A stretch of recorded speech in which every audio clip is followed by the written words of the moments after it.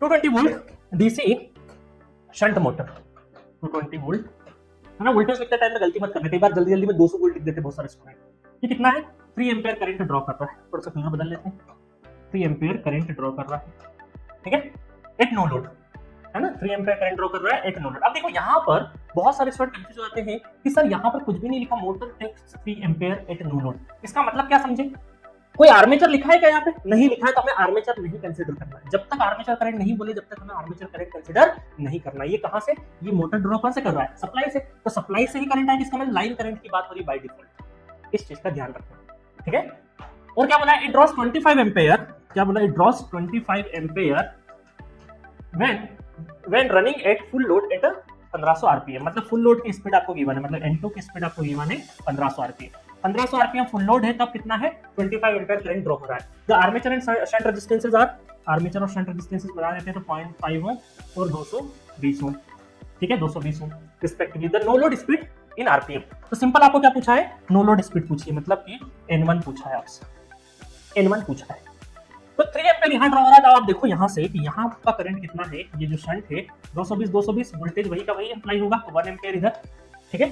हम ये बोलेंगे कि यहाँ पे जो करंट जाएगा आपका नो लोड के केस में वो 2 एम्पीयर जाएगा, और फुल लोड के केस में कितना जाएगा आपका 24 एम्पीयर जाएगा, ठीक है, 24 एम्पीयर जाएगा। तो यहाँ पे E2 और यहाँ पे E1।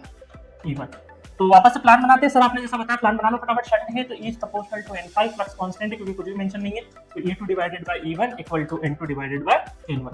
अब तो मैं क्या ही कर रहा हूँ, उस क्वेश्चन को खुद ही कर लोगे आप, दोनों बैक ईएमएफ निकाल लो फटाफट निकाल लो फटाफट। चलो तो यहाँ से हम लोग निकालेंगे, चलो कलर ये वाला लेते हैं जैसा हमने नोटेशन में दिया है। तो E1 निकालेंगे तो 220 minus 0.5 into 2 ampere equal to 0 not equal to 0 E1, ठीक है। तो E1 कितना आ गया, 220 में से 15 10 एक चलेगा 219 वोल्ट, ठीक है।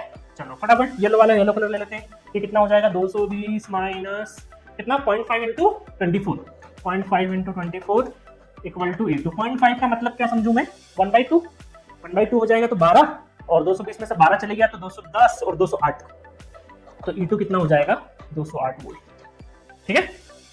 चलो फटाफट क्या करें, स्पीड में रख देते हैं और स्पीड निकाल लेते हैं।